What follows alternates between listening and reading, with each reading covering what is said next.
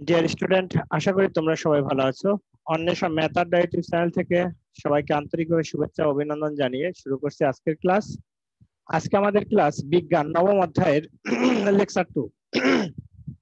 Lecture 2 এর মধ্যে আমাদের আলোচ্য বিষয় হচ্ছে নবম অধ্যায় পার্ট 1, 2, 3।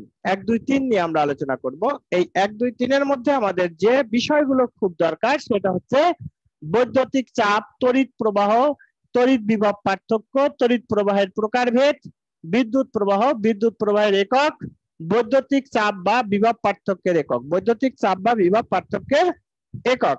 তাহলে এই যে এরপরে আছে কি অপর্যাবৃত্ত প্রবাহ, পর্যাবৃত্ত প্রবাহ, এই হচ্ছে আমাদের টোটাল পার্ট 1, 2, 3 এর মধ্যে আলোচনার মূল বিষয়বস্তু। তাহলে এই আলোচনার মূল বিষয়বস্তুগুলোর মধ্যে আমরা যদি যাই আলোচনার ক্ষেত্রে, তা বৈদ্যুতিক চাপ। বৈদ্যুতিক চাপ বলতে কি বুঝি, এটার একটা আমাদের একটা কথা বা একটা প্রশ্ন আমাদের আসতে পারে। তাহলে বৈদ্যুতিক চাপ হচ্ছে এমন একটা জিনিস, যেমন ধরো লক্ষ্য করবা যে তুমি তোমার হাতে ধরো একটা বেলুন আছে, ওই বেলুনটা এভাবে ধরে রাখছো, ধরে রাখলে যেভাবে স্থায়ী থাকবে।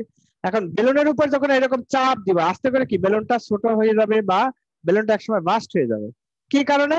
চাপের কারণে। অর্থাৎ বাহ্যিক কোনো বল প্রয়োগ করতে হবে। কিসের উপরে? কোনো বস্তুর উপরে বাহ্যিক যে বল প্রয়োগ করা, সেটাই হচ্ছে চাপ।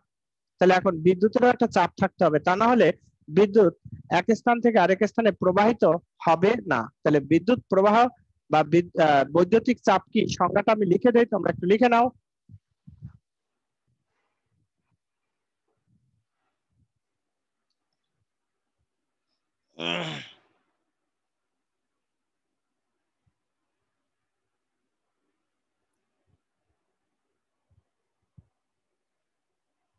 বৈদ্যুতিক চাপ দুইটি চার্জ যুক্ত পরিবাহীকে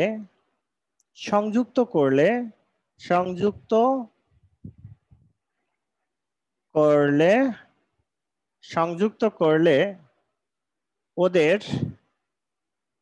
যে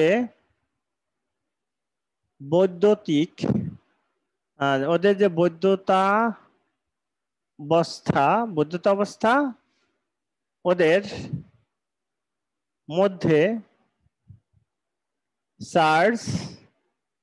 মধ্যে চার্জ আদান প্রদানের দিক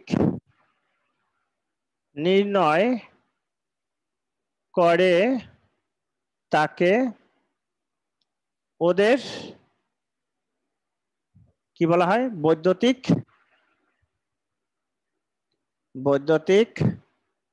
বিভব বা চাপ বলে। লক্ষ্য করো, তাহলে বৈদ্যুতিক চাপটা কি? যে দুইটা চার্জ যুক্ত কি থাকতে হবে?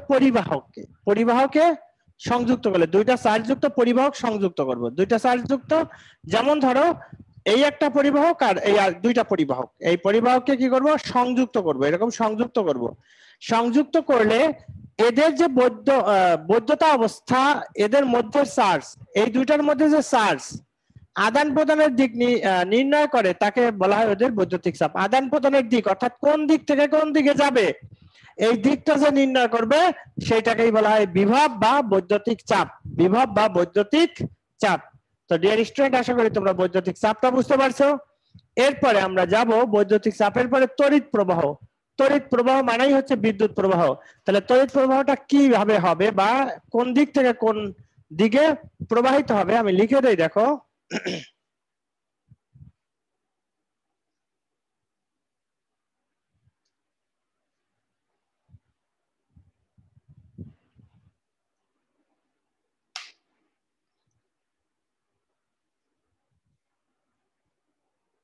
তড়িৎ প্রবাহ কোন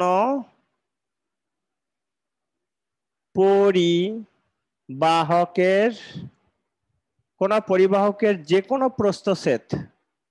যে কোনো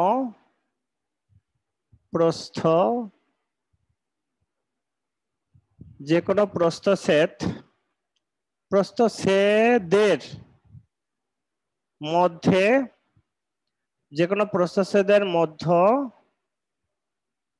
দিয়ে একক সময়ে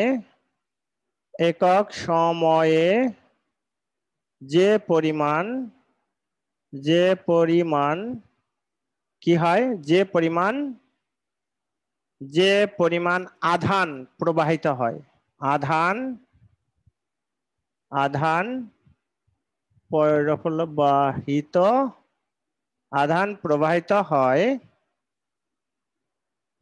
হয় তাকে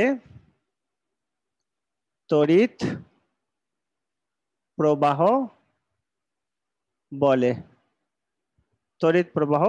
বলে। এর একক, তড়িৎ প্রবাহের একক হলো অ্যাম্পিয়ার।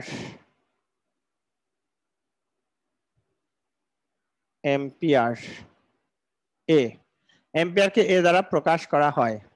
আচ্ছা, আমি এরপরে তড়িৎ বিভব পার্থক্যটাও লিখে নেই, তারপরে একসাথে বুঝাচ্ছি। দেখো, তড়িৎ বিভব পার্থক্যটা কি আবার? প্রতি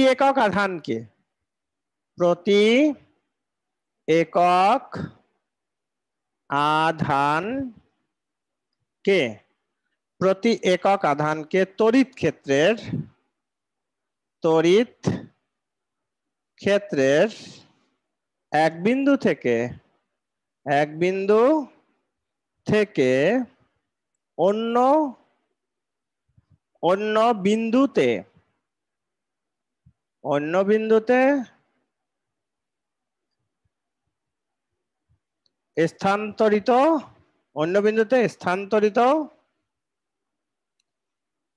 স্থানান্তরিত না লিখে স্যার স্থানান্তর, অন্য বিন্দুতে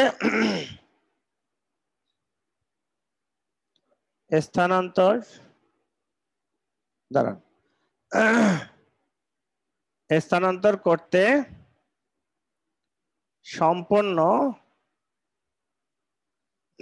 কাজের পরিমাণকে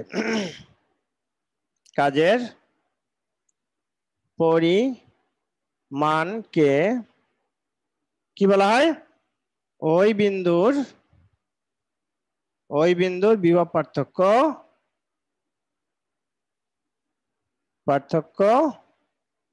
বলে। ওই বিন্দুর বিভব পার্থক্য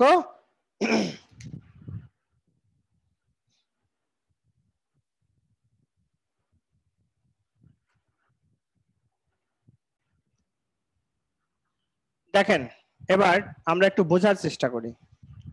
তড়িৎ প্রবাহ কোন পরিবাহকের যে কোনো প্রস্থচ্ছেদের মধ্যে দিয়ে ধরেন এটা একটা তড়িৎ পরিবাহক, ধরো এটা একটা তার, এই যে এটা একটা মোটা জায়গা আছে না, এইটাই হচ্ছে প্রস্থচ্ছেদ। তাহলে কোন পরিবাহকের যে কোনো প্রস্থচ্ছেদ, এখন এইটার এই প্রস্থচ্ছেদ আছে, যদি তারটা আরো চিকন হয় তাহলে তার প্রস্থচ্ছেদ আরো কম হবে, বা আরো মোটা হলে কি হবে, আরো বেশি হবে।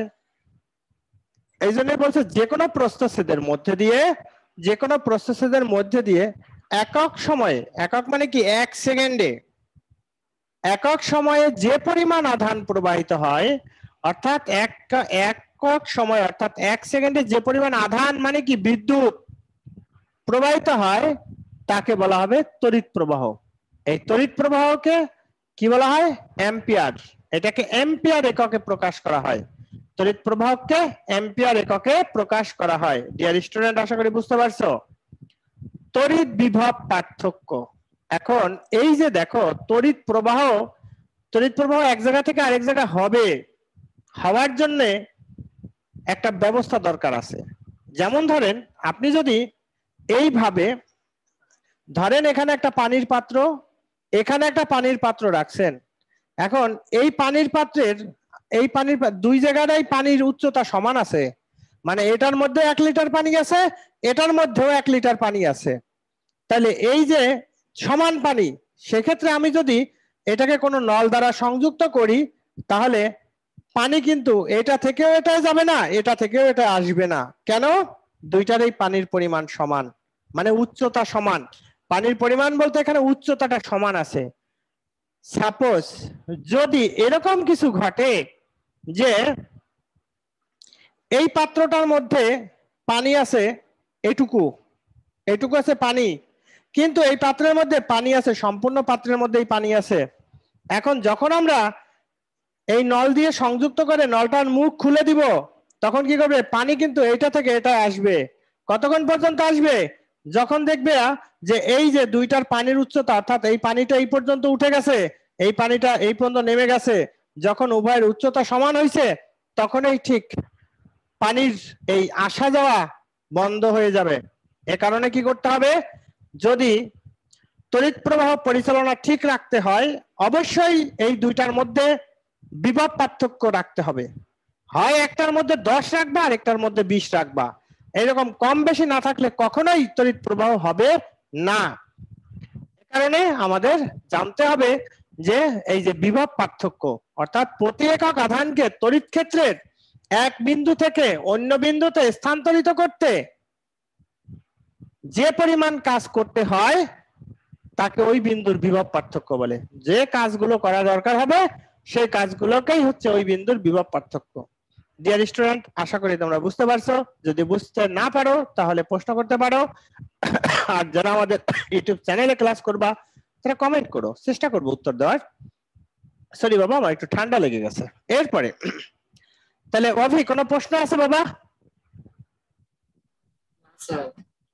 আচ্ছা, এরপরে আমরা যাব, আমাদের হইল তড়িৎ প্রবাহ, বিভব পার্থক্য, তড়িৎ প্রবাহের প্রকারভেদ, এরপর হচ্ছে তড়িৎ প্রবাহের প্রকারভেদ। এখন আবার স্যার তড়িৎ প্রবাহ কত প্রকার? দেখেন, তড়িৎ প্রবাহ হচ্ছে দুই প্রকার, একটা হচ্ছে পর্যাবৃত্ত প্রবাহ আর একটা হচ্ছে অপর্যাবৃত্ত প্রবাহ। একটা হচ্ছে পর্যাবৃত্ত প্রবাহ, একটা হচ্ছে অপর্যাবৃত্ত প্রবাহ। তাহলে এখন তড়িৎ প্রবাহ হচ্ছে দুই প্রকার, একটা হচ্ছে পর্যাবৃত্ত প্রবাহ, এটার আরেকটা নাম হচ্ছে সমপ্রবাহ বা একমুখী প্রবাহ। তাহলে কয়টা নাম হইলো? একটা হচ্ছে ক নাম্বার অপর্যাবৃত্ত প্রবাহ, অপর্যাবৃত্ত প্রবাহের আরেকটা নাম হচ্ছে সমপ্রবাহ, অথবা এটাকে আরেকটা বলতে পারি একমুখী প্রবাহ। একমুখী মানে কি? একই দিকে চলতে থাকবে সে, যদি বাম দিক থেকে ডান দিকে যায় সে সব সময় বাম থেকে ডানে যাবে, আবার ডান থেকে বামে আসলে সে সব সময় ডান থেকে বামে যাবে। এটাই হচ্ছে একমুখী প্রবাহ, বা এটাকে সমপ্রবাহ বলতে পারি বা অপর্যাবৃত্ত প্রবাহ বলতে পারি। তাহলে প্রবাহ হচ্ছে দুই প্রকার, তার মধ্যে একটা পেলাম অপর্যাবৃত্ত প্রবাহ, অপর্যাবৃত্ত প্রবাহের আরেকটা নাম হচ্ছে সমপ্রবাহ, সমপ্রবাহ বা এটার আরেকটা নাম হচ্ছে একমুখী প্রবাহ। আশা করি তোমরা প্রথম যে তড়িৎ প্রবাহের প্রকারভেদের প্রথমটা বুঝতে পারছো এবং মনেও থাকবে। এরপর হচ্ছে খ নাম্বার পর্যায়বৃত্ত প্রবাহ, পর্যায়বৃত্ত প্রবাহ বা পরবর্তিত প্রবাহ। পর্যায়বৃত্ত প্রবাহ বা পরবর্তিত প্রবাহ, এই প্রবাহটা ক্ষণে ক্ষণে দিক পরিবর্তন করবে, এ কিন্তু একই দিকে চলবে না, সে নির্দিষ্ট সময় পর পর তার দিক পরিবর্তন করবে। এই নির্দিষ্ট সময় পর পর যখন দিক পরিবর্তন করবে, এই দিক পরিবর্তন করাটাই হচ্ছে পর্যাবৃত্ত বা পরবর্তিত প্রবাহ। আশা করি পরবর্তী প্রবাহটাও বুঝতে পেরেছো তোমরা। এখন তোমাদের মনে এখন একটা প্রশ্ন হয়েছে এখান থেকে যে স্যার তাহলে বিদ্যুৎ প্রবাহ কিভাবে হবে? বিদ্যুৎ প্রবাহ যেমন এই যে এখানে পানি বেশি থেকে কমে গেছে, কম থেকে তার বেশি আসে নাই, তাহলে এখন আমাদের জানার দরকার বিদ্যুৎ প্রবাহটা কোন দিক থেকে কোন দিকে হবে। আমি একটা চিত্রের মাধ্যমে এটা বুঝাবো তোমাদের।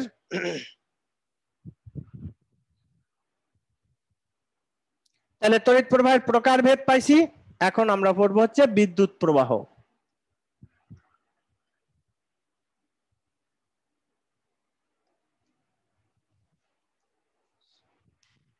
দেখেন, আপনার চিত্রটা এঁকে নেন, আমি বোর্ডে চিত্রটা এঁকে দিচ্ছি, আপনাদের চিত্রটা আঁকার দরকার।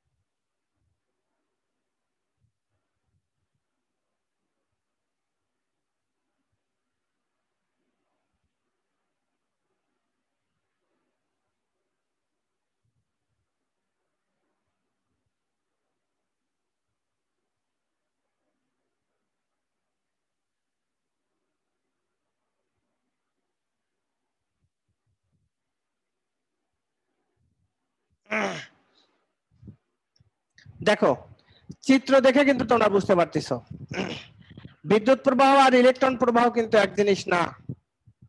দেখেন এখানে আমরা কিভাবে এই জিনিসটাকে বোঝার চেষ্টা করব। এখানে আমি যে চিত্রটা আঁকছি,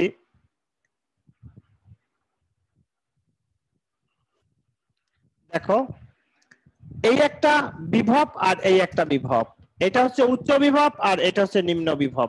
একটা উচ্চ বিভব আর একটা নিম্ন বিভব। দেখো বিভিন্ন বিভব যুক্ত দুইটি বস্তু একটি পরিবাহী তার দ্বারা সংযুক্ত যদি করি, এই উচ্চ বিভব আর নিম্ন বিভব, এটাকে আমরা এই তারটা এটাকে বলা হয় পরিবাহী তার, এই তার দ্বারা আমরা সংযুক্ত করেছি। সংযুক্ত করলে ওই তারের মধ্যে দিয়ে কি হবে, বিদ্যুৎ প্রবাহিত হবে, বিদ্যুৎ প্রবাহিত হবে। এই যে সাধারণ নিয়ম অনুসারে বিদ্যুৎ প্রবাহের দিক উচ্চ বিভব থেকে নিম্ন বিভবের দিকে, সাধারণ নিয়ম অনুসারে বিদ্যুৎ প্রবাহটা উচ্চ থেকে নিম্নের দিকে যাবে, কিন্তু প্রকৃতপক্ষে বা এটা কি হবে, নিম্ন বিভব থেকে উচ্চ বিভবের দিকে প্রবাহিত হবে। এটা আসলে কি হবে, নিম্ন বিভব থেকে উচ্চ বিভবের দিকেই প্রবাহিত হবে। বিদ্যুৎ প্রবাহ বলতে আমরা বুঝবো কিন্তু ইলেকট্রন প্রবাহ। তাহলে এটা হচ্ছে ন্যাচারাল নিয়মে আমরা যেটা জানি, যেমন ওই যে পানির একটা দুইটা আঁকছিলাম, যে তখন সেখানে কি বেশি থেকে কমে গেছে, বেশি থেকে কমে গেছে, এটাই তো একটা নিয়ম হওয়ার কথা।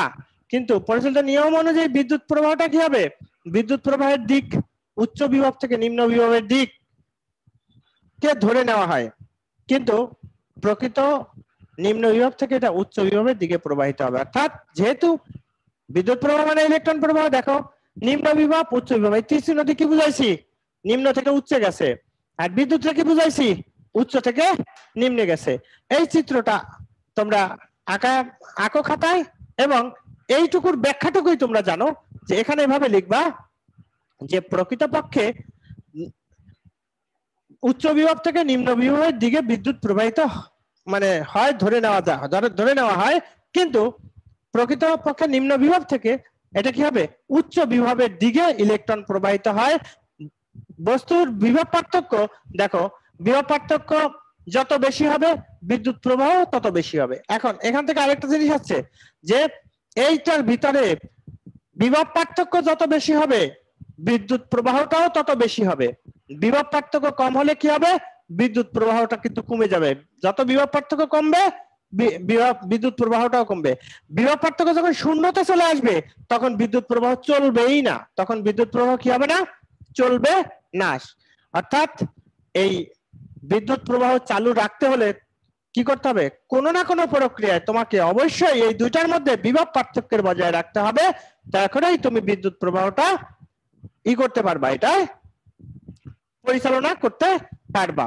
এখন যদি আমরা দেখো আরেকটু ব্যাখ্যা, যে কোন একটা পরিবাহীর মধ্যে যদি ঋণাত্মক চার্জযুক্ত ইলেকট্রন নির্দিষ্ট দিক থেকে নিরবিচ্ছিন্ন ভাবে আমরা এটাকে মানে করতে থাকি, তাহলে ওই পরিবাহীটা যদি যে কোনো প্রস্থচ্ছেদ হয়, তাহলে আমরা একটু গাণিতিক ব্যাখ্যা, এখান থেকে একটা গাণিতিক ব্যাখ্যা আমরা একটু বোর্ডে লিখি, তাহলে তোমাদের আর একটু ক্লিয়ার হয়ে যাবে।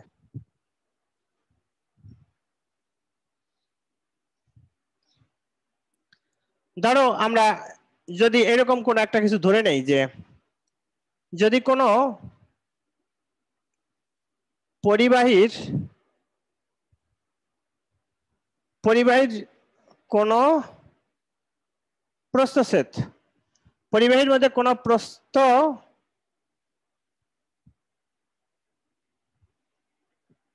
কোন প্রস্থচ্ছেদ দিয়ে টি সময় বা টি সেকেন্ডে কিউ হচ্ছে চার্জ, কিউ পরিমাণ চার্জ কি করব, প্রবাহিত করব,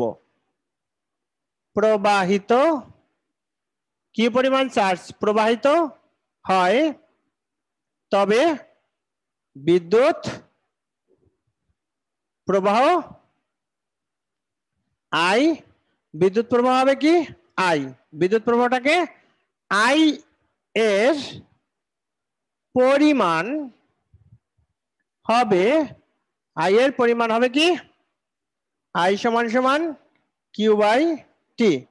আই সমান সমান কিউ বাই টি, এটাকে আমরা লিখতে পারি কিউ সমান সমান আইটি, কিউ সমান সমান আইটি। এখানে এখানে দেখো, লক্ষ্য করো কি বলা হলো এখানে স্যার, যদি কোনো পরিবাহীর কোনো প্রস্থচ্ছেদ, এই পরিবাহীর এই হচ্ছে তার, এই তারের একটা প্রস্থচ্ছেদ আছে, এই প্রস্থচ্ছেদের মধ্যে দিয়ে বা প্রস্থচ্ছেদ দিয়ে টি সময়, টি মানে 10 সেকেন্ড হইতে পারে, 5 সেকেন্ড হইতে পারে, 20 হইতে পারে, 5000 ঘন্টা হইতে পারে, 1000 ঘন্টা হইতে পারে, সেটা কোনো বিষয় না। টি সেকেন্ডে, যদি ঘন্টায় থাকে তাহলে সেকেন্ডে নিয়ে আসবা। কিউ পরিমাণ চার্জ প্রবাহিত হয়, আমরা জানি না কতটুকু চার্জ প্রবাহিত হবে, কিউ 10 হইতে পারে, 20 হইতে পারে, তবে ওই পরিবাহীর এটার মধ্যে বিদ্যুৎ প্রবাহ কতটুকু হয়েছে সেটা আমরা নির্ণয় করতে পারতেছি। অর্থাৎ কোন সূত্রে, সূত্র হচ্ছে I equal to Q by T বা কিউ ইকুয়াল টু আইটি। যদি তড়িৎ প্রবাহ নির্ণয় করতে বলে তাহলে আই এর মান নির্ণয় করব, যদি চার্জের পরিমাণ নির্ণয় করতে বলে তাহলে টি এর মান, কিউ এর মান নির্ণয় করব, যদি সময় নির্ণয় করতে বলে যে কত সময়, তাহলে সময়ের সূত্র কি হবে, সময় টি সমান সমান কত হবে, কিউ বাই আই, সময় কিউ বাই আই। তাহলে আমরা এখানে কিন্তু আমরা কয়টা সূত্র জানলাম, এখানে আমরা 3টা সূত্র জানলাম।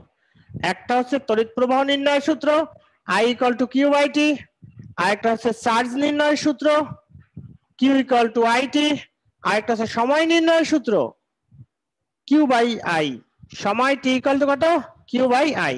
এই হচ্ছে আমাদের কি নির্ণয়ের সূত্র স্যার, চার্জ, তড়িৎ প্রবাহ এবং টাইম মানে সময় নির্ণয়ের সূত্র। তো যদি না বুঝো তাহলে প্রশ্ন করো, না বুঝলে প্রশ্ন করো, কারণ আমরা এখন একটা কি করব, এই সূত্রের মাধ্যমে একটা অঙ্ক করব। তাহলে বিদ্যুৎ প্রবাহ আমরা পাইছি, বিদ্যুৎ প্রবাহ আমাদের হয়ে গেল। এরপর বিদ্যুৎ প্রবাহের পরে আছে কি, বিদ্যুৎ প্রবাহের একক, বিদ্যুৎ প্রবাহের একক। আমরা এই সূত্রে কয়েকটা অঙ্ক একটু আগে করে নিই, তারপর আমরা বিদ্যুৎ প্রবাহের একক সিরিয়ালে করে দিচ্ছি। দেখো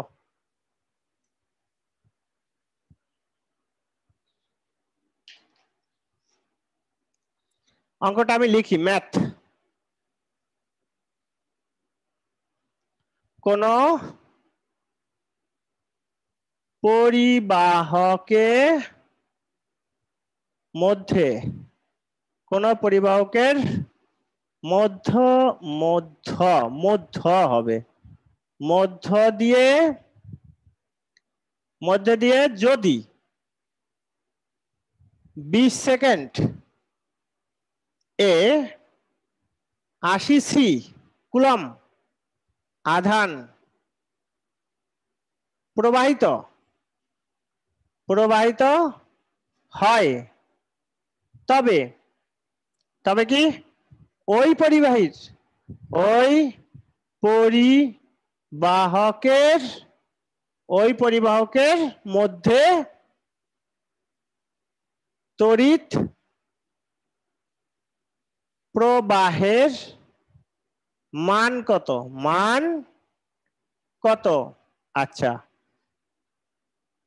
আরেকটা অঙ্ক লিখবো, এটা হচ্ছে 1 নাম্বার। এরপর 2 নাম্বার, কোন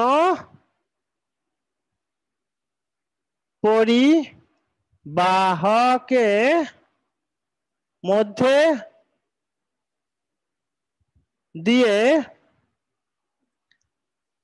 10 এম্পিয়ার তড়িৎ, 10 এম্পিয়ার তড়িৎ প্রবাহিত হতে যদি 10 সেকেন্ড সময় লাগে, 10 সেকেন্ড সময় লাগে, তবে ওই 10 সেকেন্ড সময় লাগে, তবে ওই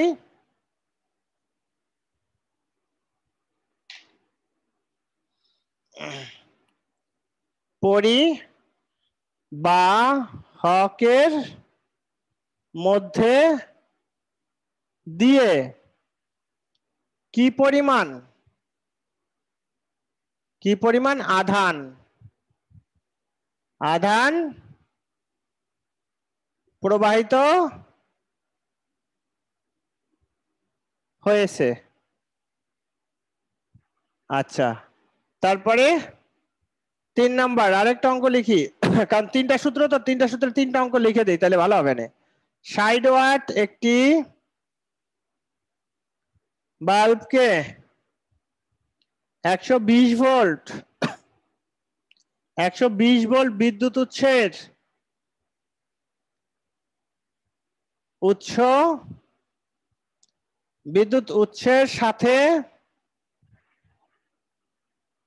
উৎসের সাথে সংযোগ প্রদান করলে কত এম্পিয়ার বিদ্যুৎ প্রবাহিত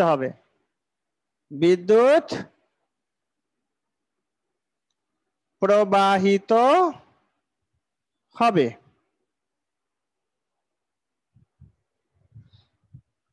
দেখেন, এই যে অঙ্ক 3টা আমি যে দিলাম, এই অঙ্ক 3টা আপনারা নিশ্চয়ই পারবেন। আমি জাস্ট বুঝাই দিব, অঙ্ক আমি করে দেব না। 1 নাম্বার, কোন পরিবাহকে মধ্যে দিয়ে যদি 20 সেকেন্ড আর হচ্ছে 80 কুলম আধানকে কি দ্বারা প্রকাশ করা হয়? অর্থাৎ আধানকে কিউ দ্বারা প্রকাশ করা হয়। 1 নম্বরে তোমরা এভাবে লিখবা যে প্রথমে লিখবা এখানে কি কি দেওয়া আছে, সময় টি সমান সমান কত সেকেন্ড? 20 সেকেন্ড। আধান কিউ সমান সমান কত? 80 কুলম, আধানের একক কুলম। তারপরে বের করতে হবে কি তড়িৎ প্রবাহ, আই সমান সমান তড়িৎ প্রবাহ আই ইকুয়াল প্রশ্নবোধক চিহ্ন। তাহলে আমরা জানি লিখবা এরকম, আমরা জানি কি I equal to Q by T. এখন মান বসাও, কিউ এর মান হচ্ছে 80, টি এর মান হচ্ছে 20, 0.004, তার মানে কত 4। আই ইকুয়াল টু কত? I equal two 4। তড়িৎ প্রবাহের একক কি? তড়িৎ প্রবাহ এম্পিয়ার এ। তাহলে আই ইকুয়াল টু 4a, এখন এরপরে দেখো পরেরটায় 2 নম্বরে কি আছে? আই দেওয়া আছে, টি দেওয়া আছে, কিউ বের করবা, পারবা না? আমরা জানি I equal to Q by T, সুতরাং Q equal to I T. I এর মান আর টি এর মান গুণ করবা, শেষ। তারপর একটা সময় নির্ণয় করতে বলছে, তাহলে আমরা জানি I equal to Q by T, সুতরাং সময় টি ইকুয়াল টু কত? Q by I. তাহলে কিউ এর মান আর আই এর মান বসে ভাগ করে দেবা, তাহলেই দেখবা হয়ে গেছে। তো ডিয়ার স্টুডেন্ট, আশা করি তোমরা এই অঙ্কগুলো করতে পারবা। এভাবে আমরা যদি প্রত্যেকটা জিনিস বুঝে বুঝে যাই তাহলে আমাদের আর কোনো সমস্যা হবে না। এরপরে আমাদের আছে কি দেখো, বিদ্যুৎ প্রবাহ পাইলাম, বিদ্যুৎ প্রবাহের এককগুলো নিয়ে একটু আলোচনা করব। দেখেন, বিদ্যুৎ প্রবাহের একক হচ্ছে এম্পিয়ার, অর্থাৎ বিদ্যুৎ প্রবাহের এসআই এককের নাম হচ্ছে এম্পিয়ার। কোন পরিবাহকের মানে প্রস্থচ্ছেদের মধ্যে দিয়ে একক সময় যে পরিমাণ বিদ্যুৎ প্রবাহিত হয় সেটি হচ্ছে এম্পিয়ার একক। আবার এই এককগুলোকে আরো ছোট এককে ব্যবহার করা হয়। 1 মিলি এম্পিয়ার সমান সমান হচ্ছে 10⁻³ এম্পিয়ার, আর 1 মাইক্রো এম্পিয়ার সমান 10⁻⁶ এম্পিয়ার। 1 এম্পিয়ার সমান সমান 10⁻³ মিলি এম্পিয়ার, আর সমান সমান কত? 10⁻⁶ মাইক্রো এম্পিয়ার। মাইক্রো এবং মিলি গেল এটা। এরপর হচ্ছে পর্যাবৃত্ত প্রবাহ আর অপর্যাবৃত্ত প্রবাহ। বিদ্যুৎ প্রবাহ 2 ধরনের, একটা হচ্ছে পর্যাবৃত্ত প্রবাহ বা সমপ্রবাহ বা ডিসি প্রবাহ, এটার আরেকটা নাম হচ্ছে ডিসি প্রবাহ। আর হচ্ছে পরবর্তীত প্রবাহ বা পর্যাবৃত্ত প্রবাহ, এটার আরেকটা নাম হচ্ছে এসি প্রবাহ। তোমার বইয়ে একটা গ্রাফ দেওয়া আছে এসি প্রবাহ আর অপর্যাবৃত্ত প্রবাহ, এরকম একটা গ্রাফ দেওয়া আছে, তোমরা এটা একটু দেখে নেবা। তো এই ছিল আমাদের আজকের লেকচারের মধ্যে। এরপর আছে এখানে কিছু জ্ঞানমূলক অনুধাবন, সেটা হচ্ছে আমাদের শীটে আছে। আমরা নেক্সট ক্লাসে তোমরা যদি পিডিএফ শীট কমপ্লিট করতে চাও, আমি পিডিএফ শীট কমপ্লিট এটা করতে পারবো, তাহলে অবশ্যই কমেন্ট বক্সে কমেন্ট লিখবা যে স্যার পিডিএফ শীট করেন, তাহলেই আমি তোমাদের এই পিডিএফ এর উপরে এটার উপরে দিব, টিউটোরিয়াল দিব। তো ডিয়ার স্টুডেন্ট, যদি তোমাদের আমাদের এই ক্লাসগুলো ভালো লাগে তাহলে অবশ্যই আমাদের চ্যানেলটি সাবস্ক্রাইব এবং বেল বাটনে ক্লিক করবা, বন্ধুদের মাঝে শেয়ার করবা। ভালো থাকবা, সুস্থ থাকবা, দেখা হবে পরবর্তী কোনো একটা ক্লাসে।